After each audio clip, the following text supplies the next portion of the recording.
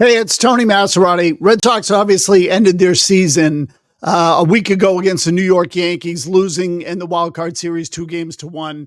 They have since held their postmortem press conferences, and I just wanted to take the opportunity to give you my thoughts on some of the stuff that was said here after the defeat to the Yankees, and give you my 2 cents here on the Red Sox as they enter what I would call a very important offseason for lots of reasons. And let me just start by saying this, that the Red Sox in past years obviously have been tentative and unwilling to make big moves in the free agent market and by a trade until this past offseason when they obviously took a significant step. How they go from here will tell us a lot about how they intend to run the franchise and whether or not they really want to be championship caliber sooner rather than later. If this team shows up at spring training and we don't feel like it's capable of contending for a World Series, and I admit that's a bit of a subjective term, a grade term, but if they are not at a point where we all feel like they are ready to contend for a World Series, I think that's a bad sign. It means that they're still putting more emphasis on the long term and on the business model than they are on the short term. Now, look, at the end of the day, we want them to do both. The idea is you want to contend for championships and not completely leave your system barren. So during the offseason, from time to time, I want to check in and offer up podcasts or YouTube versions of the Baseball Hour to just give you the latest update. It's a nicer format in some ways for me because I'm not restricted by the time and the clock of a day-to-day show. And I'm a little more composed as a result of that. Live programming is, there's a higher entertainment value to it, or quality to it, is what I should say. So let me start with this. The one comment that I think is a logical place to start is something that Sam Kennedy said at the, in the earlier stages of the press conference about the general outlook of the team and their approach. And it struck me. So here is what to see this year was these two guys, again, to my right, acting with urgency, starting with. Tell you what, I'm going to start this again just so you can hear it more clearly from the beginning. But here is Sam Kennedy. What was rewarding to see this year was these two guys, again, to my right, acting with urgency, starting with our trip to Dallas and then all the way through. We didn't get there where we wanted to go. We all know that, but we acted with urgency and certainty and aggression. We plan to continue to do that as we go forward. Okay, so Kennedy uses the word urgency there a fair amount of the time. And you notice he said to these guys to my right, talking about Cora and Breslow as if he had nothing to do with it. And I think that this has to be called out for this reason. 3 years ago, at the end of 2022, Alex Cora sat in this very same press conference and said, as an organization, we have to have more urgency. Alex Cora has never been the issue in terms of putting a team on the field. Okay, Cora wants to compete yesterday, let alone now. So this is not a Cora issue. Now, there's two ways to interpret what Sam Kennedy said. Number one is that he is empowering the baseball people and trying to give the impression that ownership and management doesn't have anything to do with the level of urgency, which we all know is not realistic. Okay, the ownership and upper management decides how much money they're going to spend and ultimately whether or not they've gone too far in terms of spending and what have you. So they ultimately have veto power on everything and anything. Urgency ultimately has to come on some level from ownership first. That's where it has to begin. Now, the other way to look at the comment that Sam made is that he's really crediting Craig Breslow versus Chaim Bloom. One of the things the Red Sox were really frustrated with Chaim Bloom is that he didn't pull the trigger on any moves. Now, they could have pushed him all they wanted, but he was the chief baseball officer, and certainly ownership could have forced him to do something, but it's not like they're in on many of the phone calls and discussions. So I think they feel like Breslow has been more aggressive, which I would agree with. Certainly last year alone suggests that Breslow has been more aggressive or that they've been more aggressive. Some of that obviously has to do with the timing of the young players and their arrival in the big leagues. But I just think it's important to separate Cora from this whole thing. Cora said it 3 years ago. and they weren't urgent, and they didn't act urgently or with urgency until this past year. Okay, so Cora's been wanting to do this for a long, long time. Now let's go to Craig Breslow and something he said with regard to the team's need for a number 2 starter. I think this is one of the biggest needs on the team. They've got to put someone behind Garrett Crochet that allows Crochet some margin for error, and at the same time allows Brian Bayo and whoever's behind him, Peyton Tolley, Connolly Early, whoever ends up behind Bayo, the wiggle room to develop at his own pace. I think we saw at the end of the year, Bayo still lacks some of the qualities of a true number 2 starter. So again, the question to Breslow here is, will a number 2 starter be at or near the top of your list? Best rotation we possibly can, and at times through the year you could say Bayo pitched like a number 2 because he did, or Lucas pitched like a number 2 because he did, or Connolly Early pitched like a number 2 because he did. But I'll go back to the question about, do you rely on the pitching that you have in-house, or do you seek to try and improve it? I think the answer is you always look to improve and get as much pitching depth as you possibly can. Okay, overall, right answer. It's the right answer. But I will also say that what I don't like at the end is you try to improve your pitching depth. I don't think the Red Sox necessarily have to improve their depth. I mean, certainly that always is a goal. And I'm talking about people like Hunter Dobbins, Richard Fitz, Early, because I don't think Early is a front end kind of guy, but he feels like a serviceable big league pitcher. And I say the same for Tolley. I think his ceiling's a little higher, but the Red Sox had lots of options, or lots of guys who came in this year and pitched. Certainly they need to improve that. What they need to improve is their high-end pitching. Look at the Yankees. Look at the Blue Jays. They both have better rotations. And it should be pointed out that both of those teams had young starters make big, big contributions in the postseason.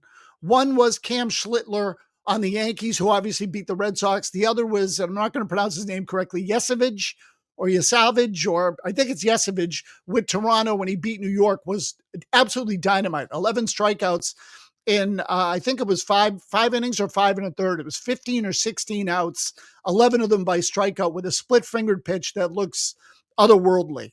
So those teams are already ahead of you. And when you get into the postseason, you have to match up pitcher to pitcher because it helps you use your bullpen properly. So we saw in the final game against New York, the Red Sox really had to stretch out their bullpen. Whitlock was needed for 2 innings because they ran out of starting pitching. Now, the problem was a little different because the depth had been eroded by injury and whatnot at that point. But you get the idea. If they have a good starter, you've got to match them so then you can go apples to apples with your bullpen. To me, that's a big, big thing. Something that is different is the harmony that seems to exist in the front office and management. When I say harmony, I'm not telling you that it's perfect, because nothing is ever perfect. But Alex Cora got on board again this year. That was one of the big developments for the Red Sox. Cora started to believe again, and he answered a question about where he was with his faith toward the organization and his hopes and expectations for the organization. And it really became a question about, more than anything, Cora's belief in the pitching staff and the pitching operation. So here's what he said.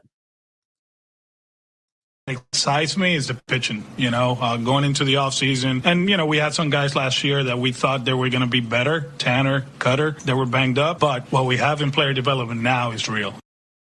Okay. I agree with Cora. I think the Red Sox have shown that they've started to develop some pitching. Tolley and Early are the most notable ones in that group. Bayo has improved. He's not all the way there yet, and he may not get all the way there. Some of that's going to depend on him. But I think that the Red Sox are doing a better job with some of their pitching prospects in the minor leagues and starting to bear the fruit of that. And Cora now sounds somewhere around midseason. It was right around the Rafael Devers trade. I felt like there was some sort of ultimatum or conversation meeting between Cora and upper management or ownership, where Cora was asked point blank, hey, are you on board or not? because we can't have you taking little shots at the GM and at the operation all the time. You're either in or you're out. So let us know which one is it. My conspiracy theory is that they had Theo Epstein do it because Theo has a good relationship with Cora from the days where they were together. Now, I again, let me just make this part clear. It is 100% speculation on my point, but something happened where the message got through to Cora. And I felt like Cora of the final 2 months of the season was a different guy, even after a disappointing trading deadline. Remember the last couple of years before this one, Cora at the deadline seemed to express frustration, and the clubhouse expressed frustration. Cora did not let that happen this year, and even at one point went out of his way to say, hey, look, we are not going to criticize the front office. We have enough here to win. And that to me was revelatory in nature. There was something Cora said that I thought was a little bit of bullcrap. And I think Cora is a terrific game manager. He can be a manipulative politician as it pertains to the message he gives to the media, but his in-game management typically is very, very good. The question of the Red Sox defense came up. Breslow himself admitted that during the season, they had to revisit some of the ways they teach defense in the minor leagues, what is important in defense. Cora was asked a question about the defense and gave what I thought was a different answer. 8 errors, but we were a lot better. You ask around the industry, and we were one of the best defensive teams in the big leagues. There were a lot of things that we didn't do early in the season that we got better, especially in the outfield group. We dropped a few balls. Obviously, everybody's going to talk about October, the playoff, and we didn't play good defense there. But overall, it's a good defensive unit. Okay, so I would say they were, by the end of the year, relatively respectable. Okay, is how I would put it. Now, look, the modern metrics, a friend of mine actually texted me about this and said, what the hell is Cora talking about? How do you say that when you make the errors when they led the major leagues in errors? And I would say other metrics make the Red Sox look like a better defensive team than certain metrics make the Red Sox look better defensively than more traditional ones. So, for example, the old adage is, well, that guy makes more errors because he's got better range and he gets to more balls, which is why Jarren Duran's error total was high for a left fielder.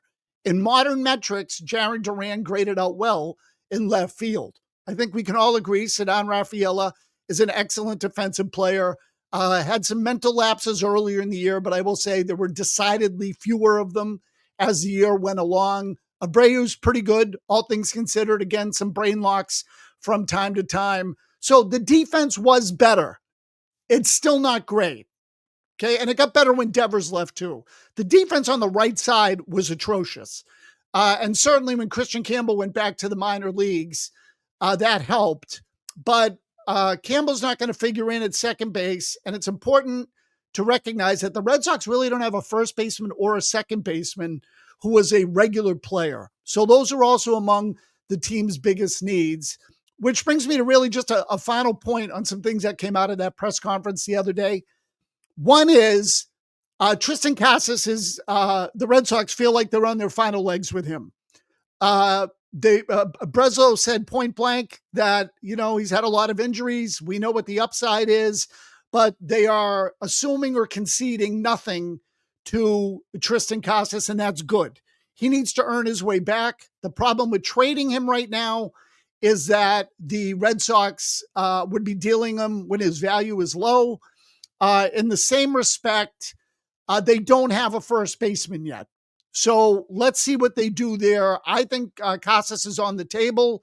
He might be a candidate to DH. Who knows? And they bring him into camp and see what the bat looks like. The other thing, and this is important too, is that, and this relates to the infield as a whole, Christian Campbell didn't really do well at second base in the big leagues or at first base in the minors. Now they're talking about making him an outfielder. Campbell has one strength that works enormously in his favor, and that is that the Red Sox believe he's going to hit. And I would say the chances of that are pretty good. We saw some things in his hitting ability early on that really were special. His ability to hit the ball to the opposite field is special. But he also needs to get stronger and probably more confident. He didn't look like a confident player to me, certainly by the end. So he wasn't ready. So there is some reinforcement of Campbell that has to happen. The Red Sox need a right-handed bat. And if you end up disappointed that they don't go get a right-handed bat on the market, it's because of Campbell. I don't think they should give up on him yet. At the same time, if they want him to thoroughly develop, I think he would be best served to be the second best right-handed hitter on the team. Which brings me to Alex Bregman and Trevor Story, both of whom can opt out. And this part of it's obvious, but it bears repeating because it's important. If Bregman and Story both elect to get out of their deals and the Red Sox allow it and don't bring either one back, they're pretty much starting their infield from scratch with the exception of Marcelo Meyer. They've already told us they don't really believe in Casas. Marcelo Meyer will be back and playing somewhere, I presume, to start the big league season, but everything else is going to be wide open. And this is important to watch because the Red Sox have enough holes. Even if they bring back the full team that they had this year, they are going to need a number 2 starter and a big bat for the middle of the lineup to go along with Roman Anthony.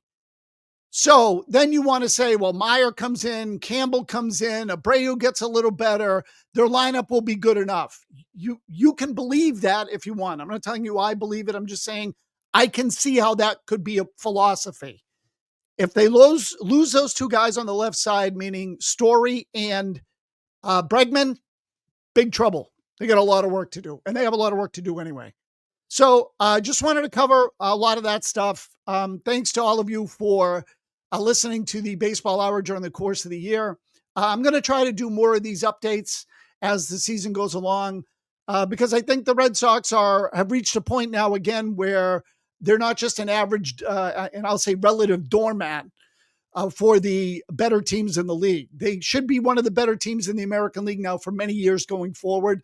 And that should start immediately. They have the window here that they said in this press conference that Craig Breslow referred to, the window of contention. The window is open. It should stay open. And I think we're all expecting a good product here for the next several years. So anyway, we'll catch you next time. Thanks for watching and listening.